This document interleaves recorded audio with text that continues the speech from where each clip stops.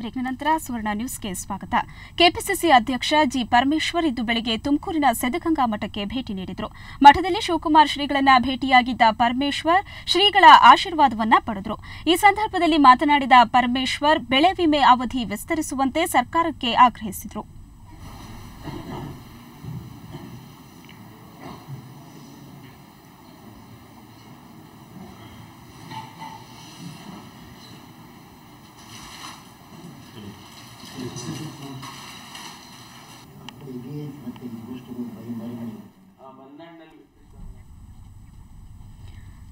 ಮನೆ ಬಗ್ಗೆ ಹೆಚ್ಚಿನ ಮಾಹಿತಿಯನ್ನ ಪಡೆಯೋಣ ನಮ್ಮ ಪ್ರತಿನಿಧಿ ಯೋಗೇಶ್ ಇಂದ. ಯೋಗೇಶ್, ಮೊನ್ನೆ ತಾನೇ ಹೊಸ ಸಿಎಂ ಸದಾನಂದ ಗೌಡರು ಭೇಟಿ ಕೊಟ್ಟಿದ್ರು ಸಿದ್ಧಗಂಗಾ ಮಠಕ್ಕೆ. ಇವತ್ತು ಜಿ ಪರಮೇಶ್ವರ್ ಅವರು ಭೇಟಿ ಕೊಟ್ಟಿದ್ದಾರೆ. ರಾಜ್ಯ ರಾಜಕೀಯದಲ್ಲಿ ಇಷ್ಟೆಲ್ಲ ಬೆಳವಣಿಗೆಗಳು ನಡೀತಾ ಇದೆ, ಏನಾದರೂ ಹೇಳಿದ್ರೆ ಈ ಸಂದರ್ಭದಲ್ಲಿ ಹೇಗೆ?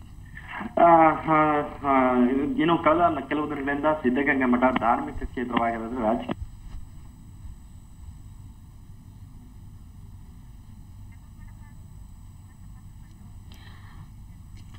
ಸಂಪರ್ಕ ಕಡಿತಗೊಂಡಿದೆ. ಖಂಡಿತವಾಗ್ಲೂ ಕಳೆದ ಕೆಲವು ದಿನಗಳಿಂದ ಎಲ್ಲ ರಾಜಕೀಯ ಮುಖಂಡರು ಕೂಡ ಸಿದ್ಧಗಂಗಾ ಮಠಕ್ಕೆ ಭೇಟಿ ನೀಡ್ತಾ ಇದ್ದಾರೆ.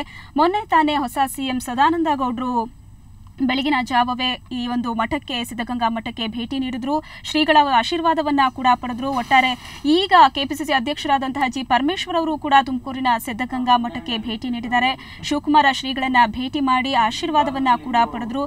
ಈ ಸಂದರ್ಭದಲ್ಲಿ ಮಾತನಾಡಿ ಬೆಳೆ ವಿಮೆಯ ಅವಧಿಯನ್ನ ವಿಸ್ತರಿಸುವಂತೆ ಸರ್ಕಾರಕ್ಕೆ ಆಗ್ರಹ ಮಾಡಿದ್ರು. ಬನ್ನಿ, ನಮ್ಮ ಪ್ರತಿನಿಧಿ ಮತ್ತೆ ಸಂಪರ್ಕದಲ್ಲಿದ್ದಾರೆ. ಯೋಗೇಶ್ ಅವರೇ, ಏನ್ ಹೇಳಿದ್ರು ಈ ಸಂದರ್ಭದಲ್ಲಿ ಜಿ ಪರಮೇಶ್ವರ್ ಅವರು? ಪರಮೇಶ್ವರ್ ಏನು ಕುಟುಂಬ ಸಮೇತರಾಗಿ ಈ ಸಂದರ್ಭದಲ್ಲಿ ಎಂದಿನಂತೆ ಎಲ್ಲ ರಾಜಕಾರಣಿಗಳಂತೆ ಏನು ಮಠಕ್ಕೆ ನಾನು ಕೂಡ ಭಕ್ತನಾಗಿದ್ದೇನೆ, ಹಾಗಾಗಿ ಆಗಾಗ್ಗೆ ಮಠಕ್ಕೆ ಬಂದು ಹೋಗ್ತಿದ್ದೇನೆ ಅನ್ನೋ ಮಾತನಾಡಿದ್ರು.